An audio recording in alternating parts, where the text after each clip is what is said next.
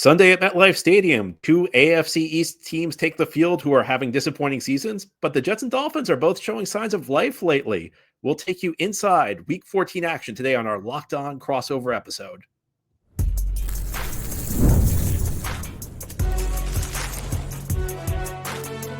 You are Locked On NFL Crossover, part of the Locked On Podcast Network. Your team every day. Welcome, Jets fans and Dolphins fans. I'm John Butchko, the host of Locked On Jets, alongside my colleague Kyle Krabs, the host of Locked On Dolphins, here to get you ready for Week 14 action. The Miami Dolphins visiting MetLife Stadium, 1 p.m. Eastern on Sunday. We want to thank you for making Locked On Jets and Locked On Dolphins your first listen every day, and thank you for making Locked On the #1 sports podcast network, and we'd love to give a big shout out to you everydayers. Also, today's episode is a crossover show, and our crossover shows here on the Locked On Podcast Network are presented by Prize Picks. Download the Prize Picks app today and use code LOCKEDONNFL to get $50 in lineups after you play your first $5 lineup. Well, Kyle, great to be with you today. Second meeting of the year. We do these crossover shows twice a year. And I'll say this, Jets and Dolphins may not be having great seasons, but the teams both playing a little bit better than the first time these teams met, Monday Night Football back in Week 4. Yeah, it's probably a little bit of an understatement to say playing better, right? Because it was both of those teams coming into that game felt like we were in for the season of all seasons, right? With how poorly they both were playing. And sure enough, a first-year coach in Aaron Glenn gets the Jets rolling a little bit. There's some departures with the trade deadline, and they're playing hard. And for Miami, it's a different reason, but it's the same result where you come off the Thursday night loss to Baltimore at home in a really ugly fashion in which your flaws were on full display for the whole world to see. And they move on from general manager Chris Grier, and it was kind of the gauntlet was laid out that we're going to see what this coach has, and we're going to see how this team responds and reacts to their head coach. And they've now won 3 straight games. They've won 4 out of 5. They sit at 5-7.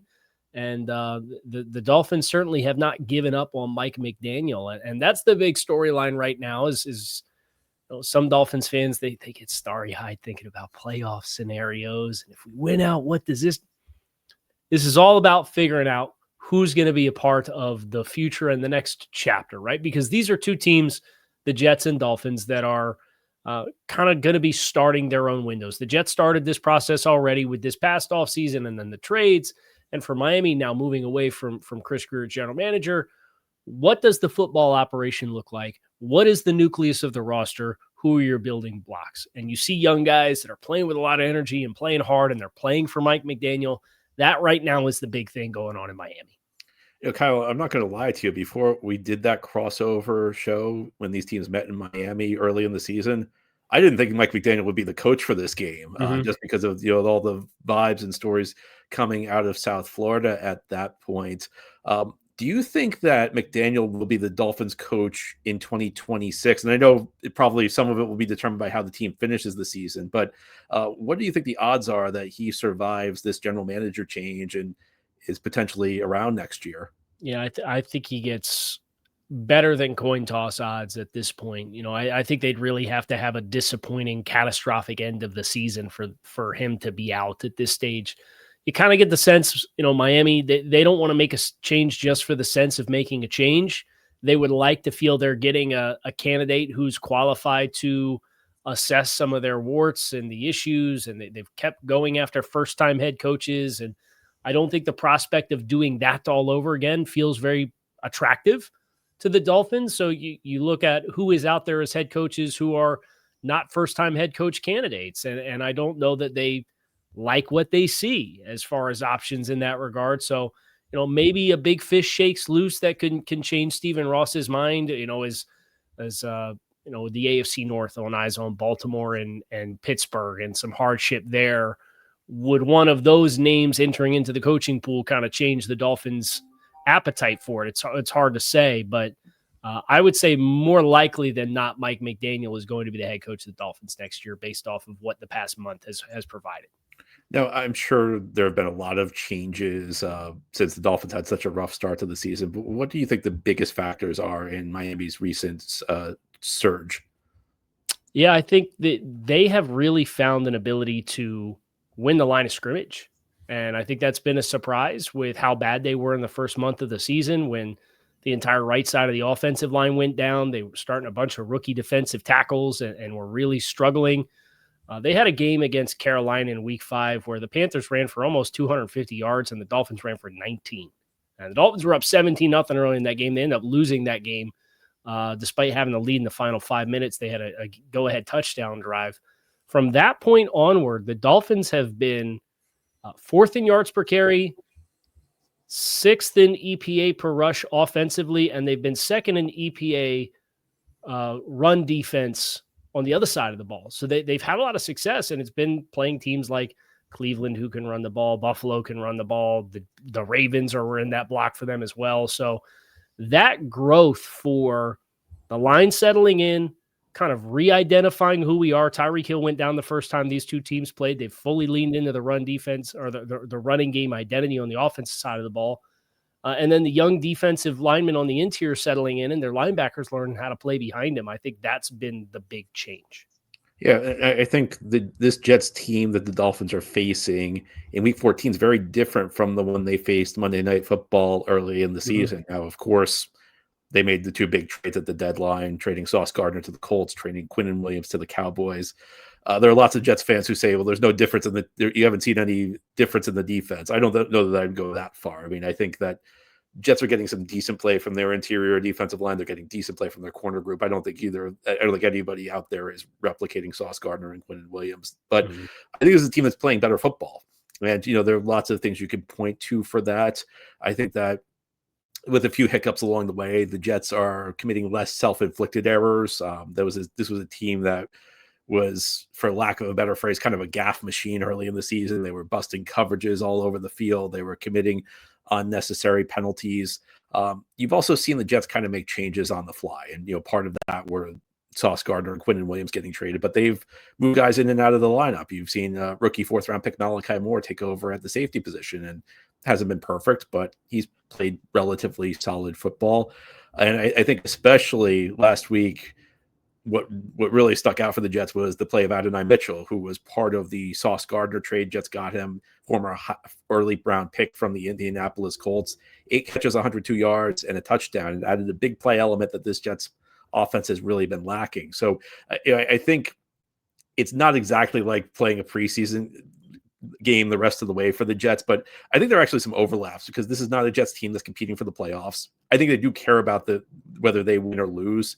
I think getting into the win column 3 of the last 5 games has been a big deal for this team. But as much as anything, Kyle, Jets are trying to see if they have some long-term pieces here. They're giving reps to a lot of young players. Lots of 1st and 2nd year guys are seeing big snaps on this team, and they're hoping that they use those snaps to develop. The guy I mentioned was the big star last week was Adonai Mitchell. I think a lot of eyes are going to be on him this week to see whether he can replicate the performance he had against the Falcons.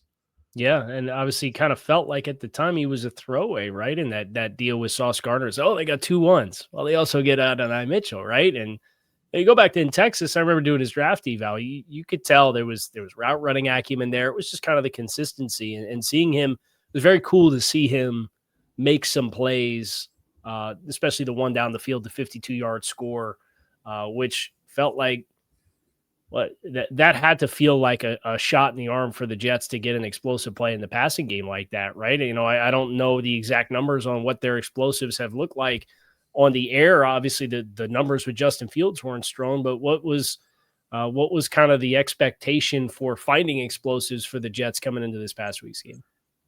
Not high. And to the extent the Jets can produce explosives, it's usually through Breece Hall. Garrett Wilson's out. When Garrett Wilson's in the lineup, excellent receiver. This is going to be the first year in his 4-year career he will finish with less than 1,000 yards, and that's just because he's been injured. But as good as Garrett Wilson is, he's not a guy that produces a lot of explosive plays in the passing game. He's more of a guy who has kind of an unconventional route running style. He shakes defenders. He creates separation. He can even make guys miss after the catch. And Adonai Mitchell is a guy who profiles as more of like the true X receiver. And, we'll see what he does going forward. It's one game. And, the Jets claim, well, he wasn't a throw-in as part of the Sauce Gardner trade. I don't know that I believe that. I mean, you're telling me they weren't going to make that trade with 2 first-round picks if Adonai Mitchell's not part of it. But clearly he was a guy they targeted for a reason. He was kind of a guy who got caught in a numbers game in Indianapolis, but has a lot of natural ability, a lot of potential. And I think that if he can be part of the solution for this team going forward, that's a big deal, because that's one less thing they need to get going forward this offseason. All right, well, you now have heard the big stories around the Jets and the Dolphins. Ahead here on our Locked On Crossover Show, we'll break down the key matchups. Who do the Jets and Dolphins need to produce to win this game? That's ahead here on Crossover Thursday here on the Locked On Podcast Network. Today's Locked On Crossover Show is brought to you by Prize Picks. The holiday season is one of the best times for sports. Bowl games, big basketball matchups, playoff pushes. It's all happening at once. And while we're all making choices every day, one of the most fun places to make the right call is Prize Picks. Prize Picks is the easiest way to get in on daily fantasy. Just pick more or less on at least 2-player projections, lock in your lineup, and you're in the game. It's simple, fast, and available in 45 states, including California, Texas, Georgia, and yes, you Dolphins fans, Florida. Prize Picks has added an extra layer of excitement to the holiday sports schedule. Creating a lineup takes less than a minute, and the app makes the whole process smooth and intuitive. You can choose from a huge range of unique stats, fantasy score, field goals attempted, free throws made, turnovers, whatever fits your strategy. And the early payout feature is a great bonus. When your lineup starts strong, you may get the option to cash out early. So download the Prize Picks app today and use code LOCKEDONNFL to get $50 in lineups after you play your first $5 lineup. That's code LOCKEDONNFL to get $50 in lineups after you play your first $5 lineup. Prize Picks. It's good to be right. It's Crossover Thursday here on the Locked On Podcast Network. I'm John Butchko, the host of Locked On Jets, alongside Kyle Krabs, the host of Locked On Dolphins. It's our second of two crossover editions of Locked On Jets and Locked On Dolphins. Jets hosting the Dolphins, looking to avenge an early season loss. Game will be this Sunday at MetLife Stadium. Kyle, you look at these teams. What's the biggest matchup that you see that's key to the Dolphins winning this game?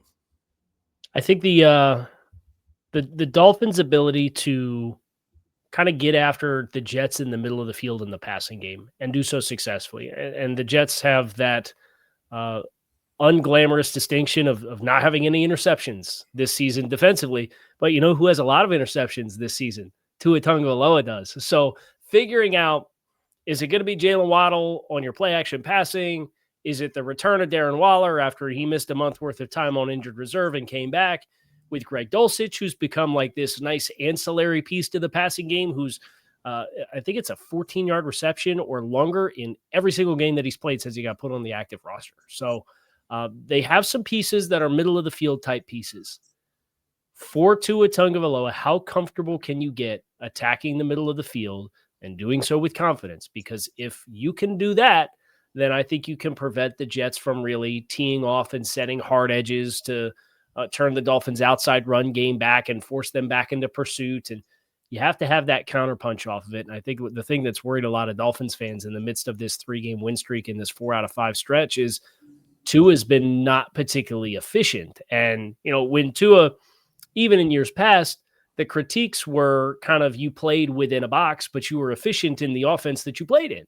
And that hasn't been the case this year either. So for me, it's how well did the Jets set their edges in the run game, and how well can the Dolphins find passing spaces and vacancies, whether the Jets are going to play man or zone, to attack the between the numbers area of the field. Because if the Dolphins can get rolling there, I think they can get their chunk plays in the passing game and avoid the tight window throws that have this year been leading to turnovers.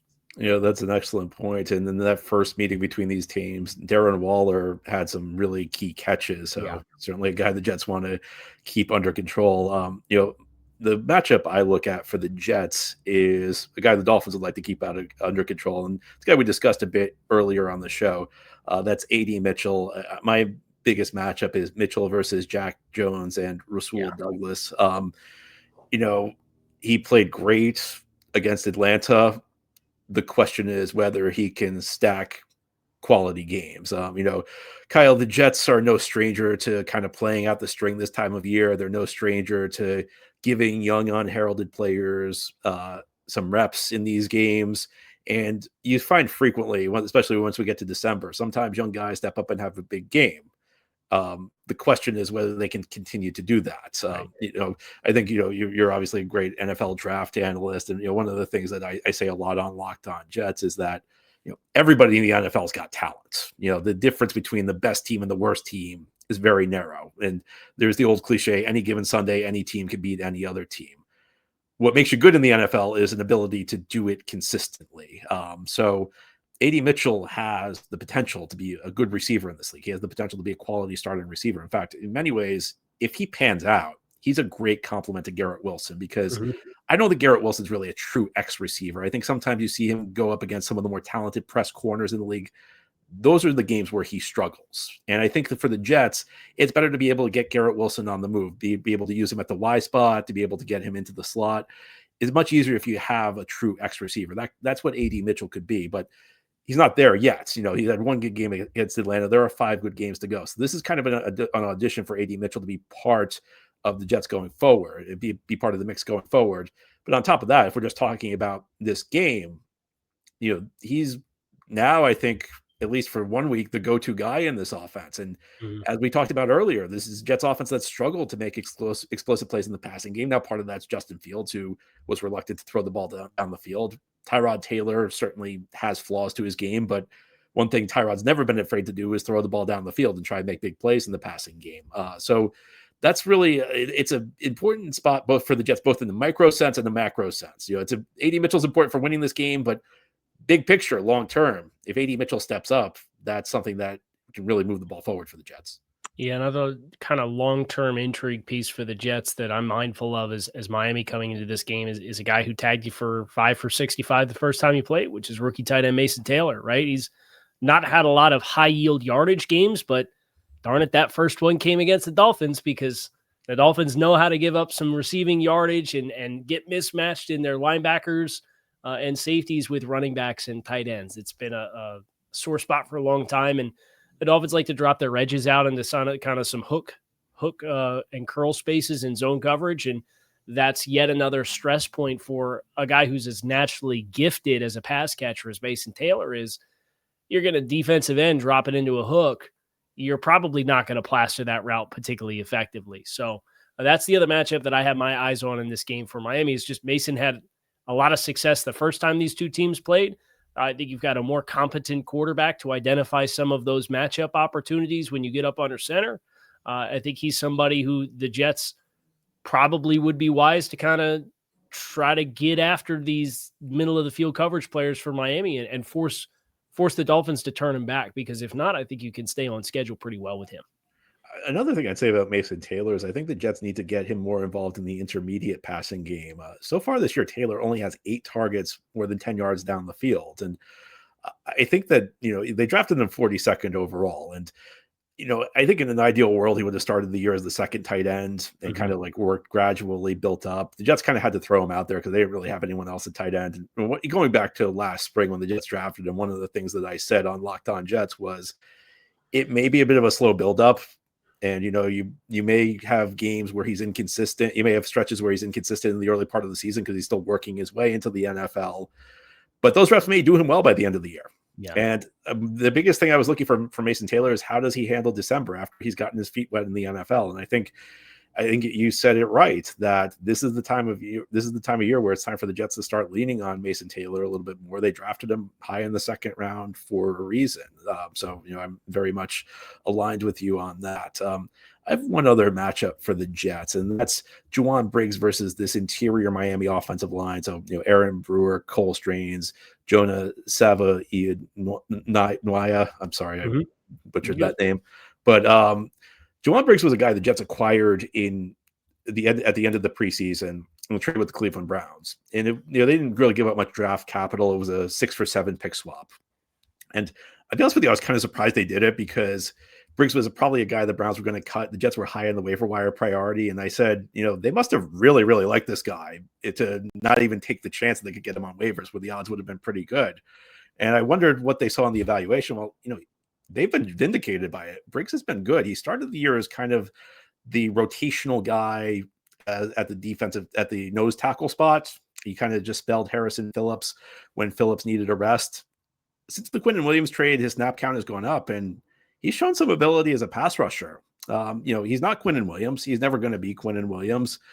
You know, he might just be a rotational guy going forward, but this is a guy who's shown some good things and steadily improved over the course of the season. And, you know, I think one of the important things when you're talking about pass rushes, you have to be able to collapse the pockets. You know, Jets have 2 defensive ends who are decent pass rushers on a good day. Neither of them is having a great year, Jermaine Johnson and Will McDonald, but there have been a couple games this year where the Jets have been able to get good pressure off the edge, but the pocket hasn't been collapsed. The last couple of weeks, Juwan Briggs has kind of done a good job of stepping into that role. So that's a guy I have my eye on for the Jets again.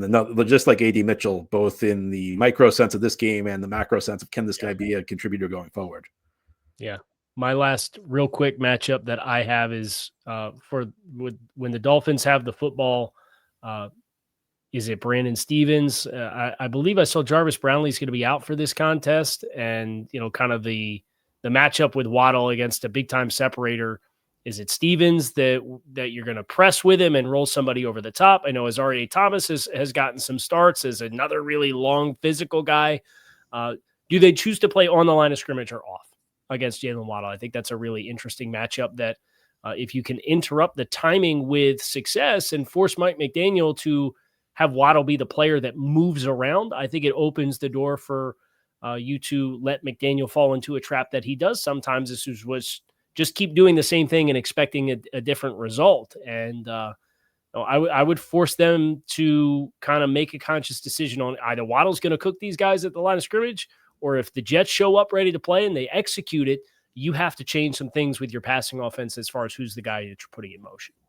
All right, well, you know what's going on around the Jets and Dolphins now, and we talked about the key matchups ahead here on our crossover Thursday show. We are going to talk about keys to victory. We'll discuss what the Jets need to do and what the Dolphins need to do to win. That's ahead here on crossover Thursday. Locked on Jets, Locked on Dolphins.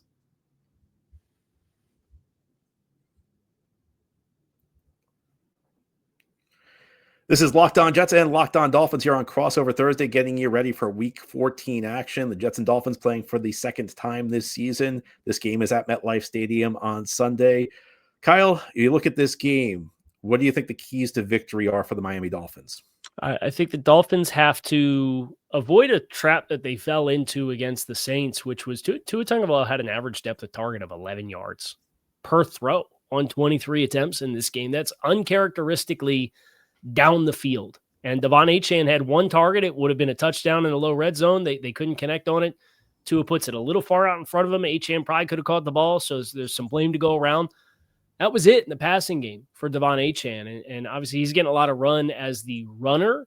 But you look at the Jets and the touchdown log, and you go back to the Cincinnati game. It's a Joe Flacco quarterback sneak, but then Chase Brown scores a touchdown in the passing game. Samaje Perine goes 32 yards. Chase Brown with a 1-yard rush. Travion Henderson scores 3 touchdowns for the Patriots when they played the Jets. Derrick Henry has 2 touchdowns. Algier and Bijan Robinson get in. The backs have scored a lot, and there's been some backs involved in the passing game in the past month that have gotten after the Jets. So that's a strength of Miami's that they did not really use against New Orleans. I would look for that to be one of the keys for Miami in this game. My first key for the Jets is stick to the run game. In the first meeting between these teams, the Jets had success on the ground. This is a team that needs to be run-oriented because of the limitations they have in the passing game. Now, I think Tyrod Taylor throws the ball at a higher level than Justin Fields, but this is not going to be a team that's going to have a lot of success if you're in the drop-back game 40 times in a 60-minute game. Last week against the Falcons, if you count like Tyrod Taylor scrambles and you count, sacks and throwaways as passing plays, the Jets pass to run ratio was about 2-1. And that's just not going to get it done. And the Jets have had a lot of games where they've thrown the ball a lot, but there have been games where the Jets have been blown out where the game situation dictated that they needed to throw the ball a lot. This was a game against Atlanta that was tight throughout. There really was nothing in the game scenarios that dictated the Jets should be throwing the ball at the rate they did. And this has happened in a lot of Tyrod Taylor games this year where the Jets have gotten a little bit too pass happy. They've gotten away from Breece Hall. And I think one of the things the Jets need to understand is that, even with the run games not producing big results early, you have to stick with it. This was the case in the Jets' first win of the season against the Cincinnati Bengals, where they were not prolific running the ball in the first half, but eventually they wore the Bengals defense down when they were able to produce some big runs, particularly Breece Hall in the second half. So for the Jets, for me, number one is stick with the run game. This is a Dolphins defense that has been up and down against the run this year, but it's the strength of the Jets offense. Breece Hall with Garrett Wilson out is the best player on this offense, so they need to make sure that they're using him enough. Yeah, my next key to victory here for Miami defensively is tackling. There was a stretch from week 3, week 4, week 5, and week 6. The Dolphins had at least a dozen missed tackles in every single game, and that included the first time they played the Jets, where Justin Fields gets out the back door on a 4th down opportunity that's stuffed up at the point of attack and ends up being an explosive 40-something yard touchdown run. Since the Falcons game in week 8, the Dolphins are averaging 8 missed tackles per game. That includes games with 7 and 2 missed tackles in that stretch. They've been a lot better in the last 8 weeks of the season than what they were in the first 4 or 5.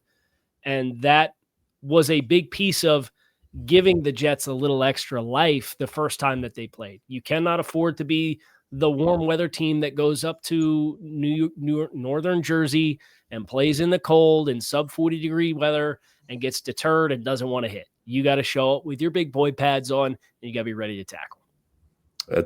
I think Jets fans can commiserate when you talk about games with a lot of missed tackles, particularly early in the season. That was something that plagued the Jets defense in the early stages of this season. My second key for the Jets is limit explosive plays. This has been one of the stories that when the Jets have played the Dolphins the last 2 years, the Jets have not done a good job preventing those explosive plays. And in particular, Jaylen Waddle has been a guy who's had some big games against the Jets. I think you mentioned it when we talked about the key matchups, and it was really accurate. It's going to be very interesting to see how the Jets deal with Waddle. With Sauce Gardner here right now, he's not a guy you can cover one-on-one. I don't think the Jets have the personnel to cover him one-on-one. So the question is, do they use some of these long corners and provide safety help over the top?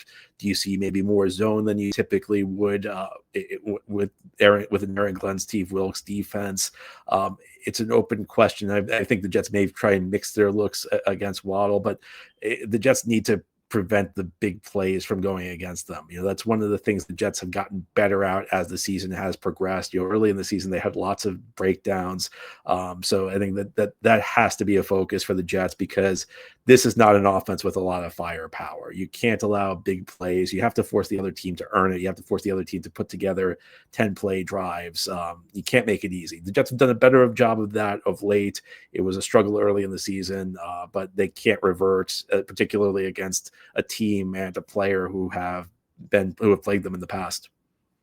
My last key to victory here for this game is send all of your extra attention and pass protection at the direction of Will McDonald. Do not let that be the cat that ruins this game from a pass rush perspective. The Dolphins got starting right tackle Austin Jackson back for the first time since week 1 in last week's game against New Orleans. Played with some rust, and Chase Young actually got after Patrick Paul at left tackle a little bit more than Pat Paul's been used to getting put on skates throughout the vast majority of the season. So I would play the matchup game. I would not play the slide protection to X offensive lineman. I would be setting protections off a player like McDonald, and I would make sure that long, lean, explosive frame that he has with the capability to wreck a game is not going to be given the opportunity to do so in your obvious passing situations. McDonald has been feast or famine this year. There have been games where he's been a complete non-factor, but when he's on, he's really on. 4 sacks against the Cleveland Browns. I mean, he was a huge factor in the Jets winning that game. My last key for the Jets is keep doing what you're doing on special teams. It's been a difficult year for the Jets. They are 3-9, but by many metrics, the Jets have had the best special teams in the NFL. And a lot of that goes down to the kicking game. Nick Folk has only missed 1 field goal all year. It was a 55-yarder against Atlanta last week, and he later made a 56-yard field goal as time expired. In these teams' first meeting this year, he made his career long kick. It was a 58-yarder right before halftime. Jets also have excellent punting this year. Austin McNamara has done well. Kyle, obviously the Jets only have 3 wins this year. I think it's fair to say special teams have played a huge role in 2 of them. A couple weeks back against the Cleveland Browns, they returned both a kickoff and a punt for a touchdown in that game. And that was a game where Justin Fields really struggled. The offense really stalled, but 14 points off special teams ended up being decisive. Last week against Atlanta, they may not have scored any touchdown. They may not have scored any touchdowns on special teams, but Special teams set up 3 scoring drives. The Jets got the ball on the 2-yard line after recovering a muffed punt, and Isaiah Williams' 83-yard return set them up for a field goal. And then there was a sequence at the end of the game where in the final 2 minutes, both the Jets and Falcons punted. Jets punt netted 54 yards. Falcons punt netted 24 yards. Jets covered their punt really well. Isaiah Williams had a nice return to make it a successful punt return for the Jets. So the Jets netted 30 yards. They only needed 19 yards to get into Nick Folk's field goal range. So 3 scores in that game against Atlanta where the Jets needed to generate 20 yards of offense or less to get into scoring range. This is an offense that is in many ways short on personnel.